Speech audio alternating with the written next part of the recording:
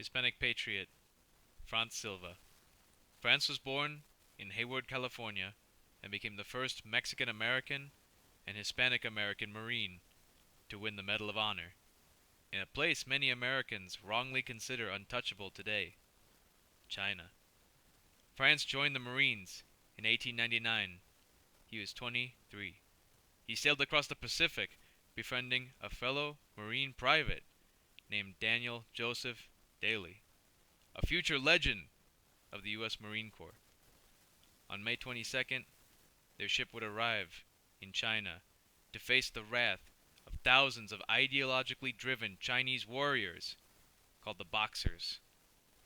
The Boxers, motivated by a hatred of all things Western, including Christianity, had burned through China and threatened the legation quarter in Beijing, where foreign embassies were based.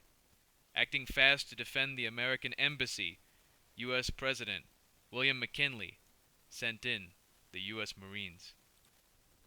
Franz Silva, already in the legations, was one of the mere dozens of men from several countries, including France, Japan, Austria, and others, protecting diplomats, nuns, priests, and Chinese Christians from merciless slaughter at the hands of the Boxers. He and his fellows held the walls for over a month, until relieved by an army of 8 nations, all paying honors to the defenders of Peking. From his part in the defense of the innocent, the people of his civilization, against the barbarism of anti-Western hatred and violence, Franz Silva was awarded the Medal of Honor. He stood at the walls of Peking beginning on June 28, 1900, 124 years ago today. He returned to California, where he lived long enough to see 2 world wars and the proud legacy of Hispanic patriots in Asia continue. He died on April 10, 1951, in California. But not before the birth of Hispanic patriot Héctor Santiago-Colón, born in Salinas, Puerto Rico.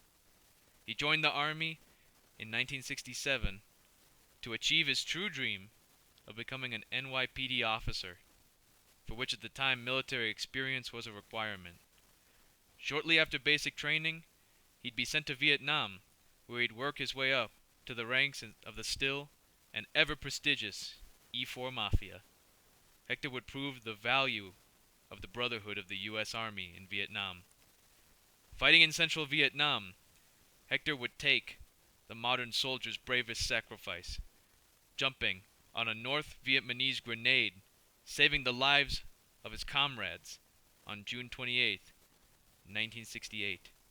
He was 25. He rests today in his home of Salinas, Puerto Rico. Both men became American heroes, defending the freedom of others, oceans away from America's shores. Because true patriots don't ask where, they ask, how can I help? Franz Silva and Héctor Santiago-Colón, presente.